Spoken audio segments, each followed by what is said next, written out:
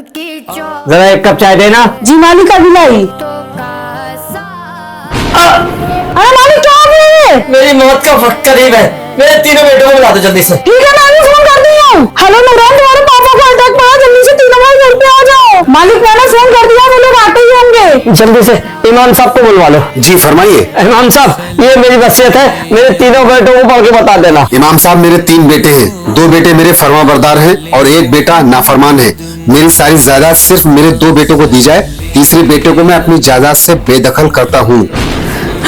इमाम साहब ये तो मर गए, अब कैसे पता चलेगा इनके तीनों बेटों में से नाफरमान बेटा कौन सा है? पहले इनके बेटों को आ जाने दो। पापा पापा पापा पापा पापा पापा।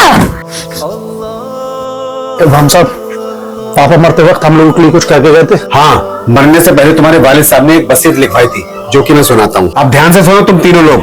मेरी पूरी जायदाद का मालिक मेरा वो बेटा होगा जो मेरे मरने के बाद मेरे जनाजे पर मेरा जूता मारेगा।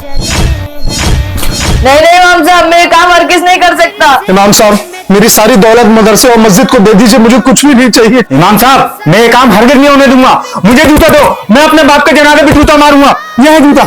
रुक जाओ। अब मैं तुम्हारे वालिद साहब की असल वसीयत सुनाता हूँ। क्या मतलब? उन्होंने पहले ही मुझे बताया था कि मेरा एक बेटा नाफरमान है और वो तुम हो, और इसलिए ये सारी जायदाद तुम्हारे इन 2 भाइयों को दी जाएगी। माफ करें, बस माफ करें तो